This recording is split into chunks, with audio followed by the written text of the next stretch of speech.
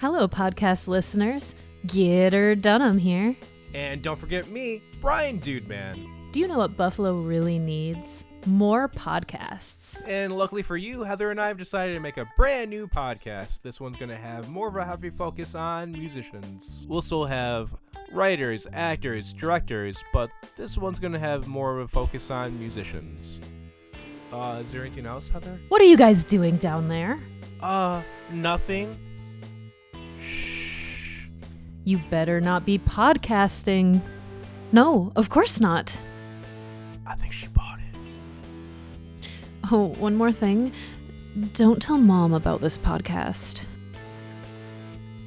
Hello, Buffalo! Woo! Podcast! Shh, dude man, don't wake up Mom. Oh, yeah, sorry. Hey, what's up, Buffalo? I'm Brian Dude Man. And I'm Getter Dunham.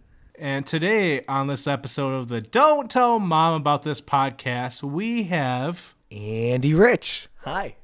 Andy, what do you do for Buffalo? What are your titles? What are your hats? What do I do for Buffalo? I guess I could be doing a lot more for Buffalo if you ask me.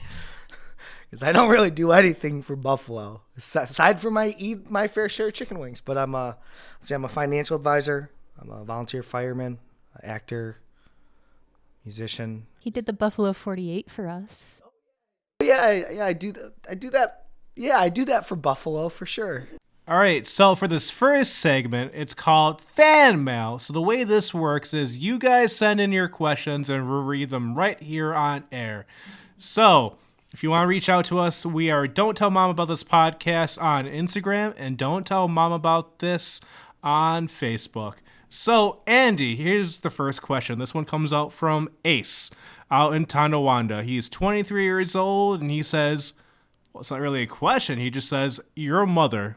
My mother was a wonderful lady, and I'm just glad that other people recognize that. That's the most important thing. All right, well, I think that's it about for fan mail, since we're going to get rude comments like that.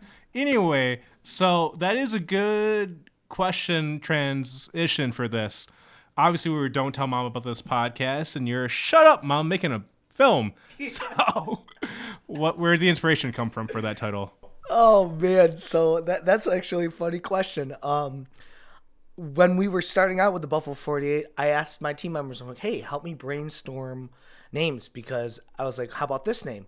How about this name? And everyone's like, no, that's dumb. And I was like, okay, well, if you guys have some ideas, could you help? And then my buddy Chris, who's a phenomenal sound technician, he was like, I'm on the toilet and this is the best I can come up with, but what about Shut Up Mom, I'm making a film productions? And then pretty much the 20 people in our group chat all hearted it, and then I no longer had control over what the name of our production company was. So I have very immature friends, and yeah. Nice. So speaking of the Buffalo 48, you guys had a musical this year. How'd that come about?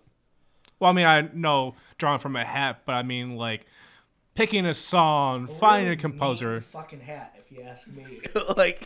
Whoever was in charge of this fucking hat, I swear to God, if I ever see that hat, I'll fucking kill it.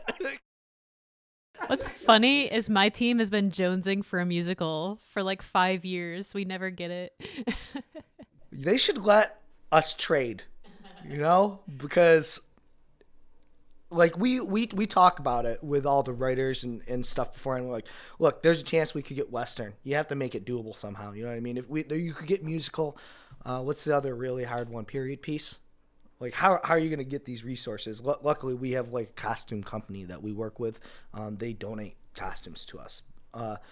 But musical, our composer this year was a school teacher and just really good at musicals. And as soon as we had the option, he was diving head first. And we have kind of a confidential way that our writing process works, but I can tell you that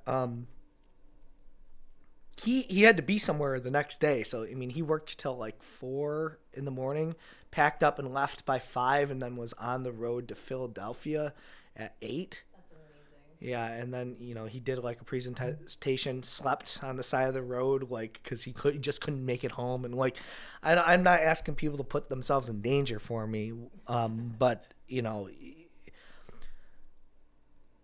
I think for him and for everyone else and all these people that were writing this year, it was like this challenge that people really wanted to overcome. It was awesome. It was awesome. I can't take any credit for it because I just kind of was like, people were like, okay, Andy, how about you go the fuck over there and we'll come get you when we're ready. So that's how I run my team. Heather, question. It's weird. This is the first time like I've been the person who found a guest. So normally they're people I don't know that well. But nothing comes to mind for Andy because I know everything already. Oh, you do? Well, I feel so exposed and vulnerable. If I had a question that was burning deep inside me, I've asked it. It's good that you don't have any questions burning deep inside you because I feel like I would owe you some compensation or something. What's it like trying to make Heather do stand-up? Oh, God. Exceptionally easy. Here's the thing. Like, I really... Heather actually was the one doing me a favor. I lost both my parents in the past 3 years, and it was really, really hard for me. And the holidays were tough. And my birthday, I was kind of like, I want to do something, but I don't want people to make a big deal about it. And this is what I wanted to do. And like, I was like, will anyone do this with me? And Heather was like, I'll do it. Like, I didn't even really ask. I kind of just posed the question to the air. And Heather was like, yeah, I'd be happy to get up there and humiliate myself for you on your birthday. Hey, I mean, what are friends for? Listen, I'm if you could just record it so I can watch it over and over again and just pull myself apart piece by piece anytime I want, I'd be happy to do it for you, Andy. So that meant a lot to me. He gets me. She is the best. She's willing to help out in any way. She killed it, too. Just like this podcast. Right, Heather? I do what I can. Your genre, is comedy your preferred one? Yeah, I mean, I like comedy because it's... I wouldn't say it's easier, but it's more fulfilling. There's something special about getting people to laugh against their will. I think comedy is really important right now too. Like the climate, like people want to laugh. They don't want to feel more sad right now with the whole COVID situation and whatnot. That, but also like the Buffalo scene's very horror. So like it's always refreshing to see somebody who's like, hey, how about comedy? So that's why I'm like, I was like, let's get Andy, just because like it's always refreshing to have someone who's doing something alternative. Well, it's interesting you should talk about comedy because doing comedy in Buffalo is a completely different animal than doing comedy in Rochester. And I'll tell you, my type of personality, people love me or they hate me. There's no middle ground of people who could hate you? Why? Trust me, there are people out there that really can't stand me. And to be honest, I don't blame them because I can't stand myself either. Make me hate you. Ooh, okay. That sounds like a challenge. So Rochester is a very liberal city comparative to Buffalo, which, I'm not saying that, Buffalo is conservative, but they're blue collar. They work. They're used to, hard work and they don't look at life quite the same way as Rochester does. So when you do jokes in Rochester, some of them won't hit because people view them as offensive. I witnessed this. Second you bring them to Buffalo, people are like too beaten down by the world to get offended by it. You're just so good at it. The point is, there's this line in comedy, and it's who decides what's funny and what's not funny. You know what I mean? If you do a joke that could be perceived as offensive, is it offensive if it's funny? You have to be able to make fun of everything, or you can't make fun of anything. That's the rule. You have to be able to make fun of anything. That's what I think. Yeah. I mean, people have been using comedy as a coping strategy since the dawn of time. Like, I feel like growing up, you learn that Ring Around the Rosie was about the plague, and you're like, oh my God, how could they be so morbid? And then we do the same exact thing to cope. So it makes sense. that's going to conclude this first segment. We'll be right back with more. You're listening to the Don't Tell Mom About This podcast. And we're back, Buffalo. Thanks for sticking with us. We're here with Andy Rich. Thanks again for hanging out with us today, Andy. Thanks again for having me. And thanks to Blue Lagoon for letting us use their studio space, which is fantastic. So something we do when we have an actor on is we do a live reading of the wonderful scripts that Dude Man writes. And today our script is called Grandma at the Rock Show. Fade in, exterior, Tom Ballroom, night. Katie, 21 years, dirty blonde, eyes shadowed in with black eyeliner, piercings, black lipstick, fishnet shirt, black tight jeans, and Johnny, 23 years, bald, plain black t-shirt, blue loose-fitting jeans are waiting in line of the Fall Out Boy concert. Dude, I can't believe it. We're here. We're actually here. Oh, I can't thank you enough for this.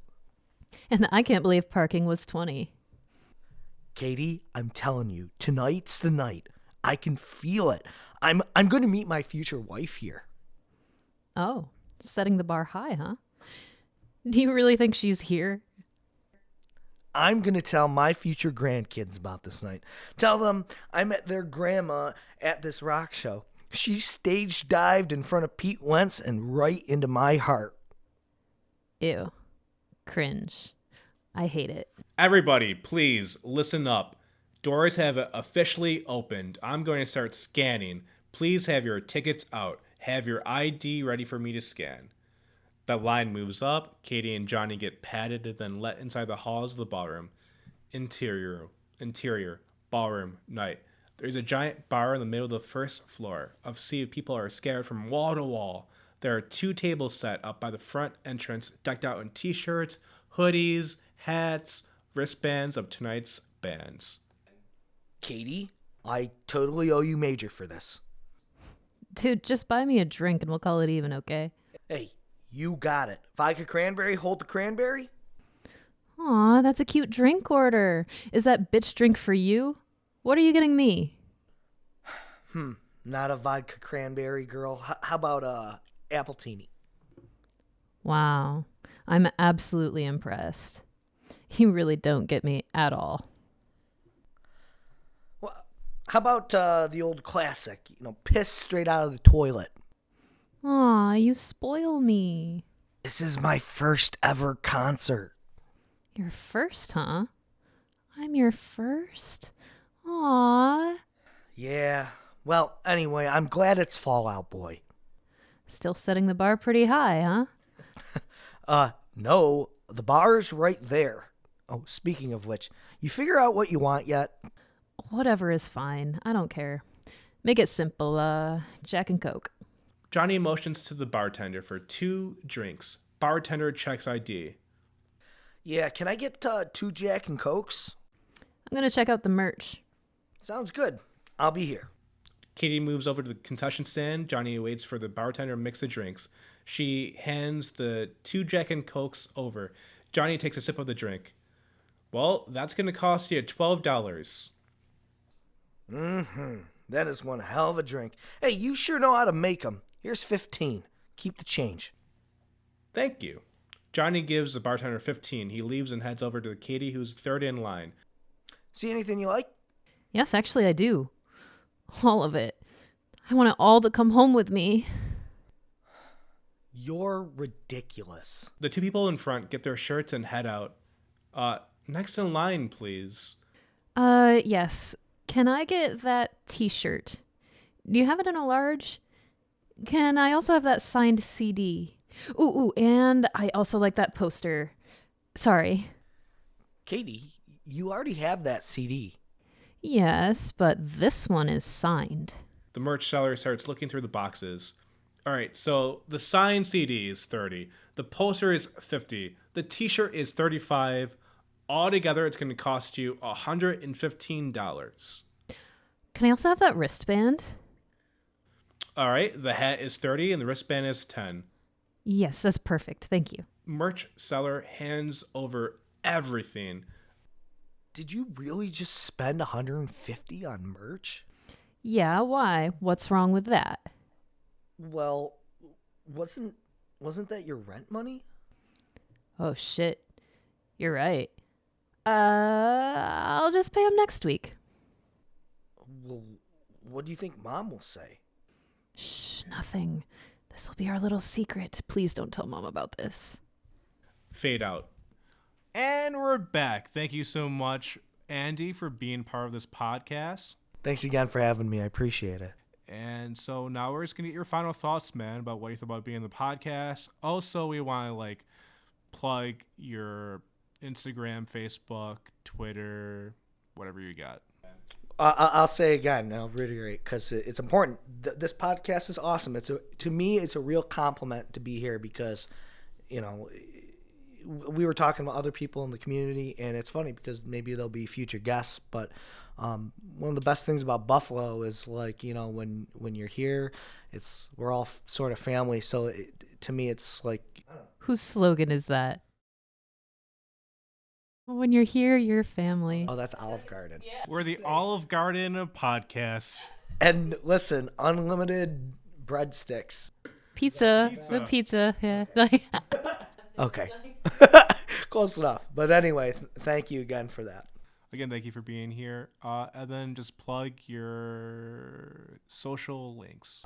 Okay, well, there's not a ton that I really care about, but on Facebook and YouTube, you can find our films at Shut Up Mom, I'm Making a Film Productions. If you Google that or if you search for it on Facebook or YouTube, we have presence there. And then I have Instagram. It's I am Andy Rich. Is it? I don't even know. And if you like chihuahuas, you can follow my dog at good.karma.travels. So. All right, well, that's been it. Heather, ready? Until next time, Buffalo, remember that Mum's the word. Thank you for listening to the Don't Tell Mom About This podcast. I've been Gitter Dunham. And I've been Brian Dudeman here live in the Blue Lagoon Studios. You guys, remember we are on iTunes, Spotify, and Apple Podcasts. Please share this with all your friends and family. It would really help this podcast out. And guys, remember, we release these episodes every week, so please, next week, check back in and we will have a brand spanking new episode for you. Until next time, Shh, don't tell Mom about this podcast.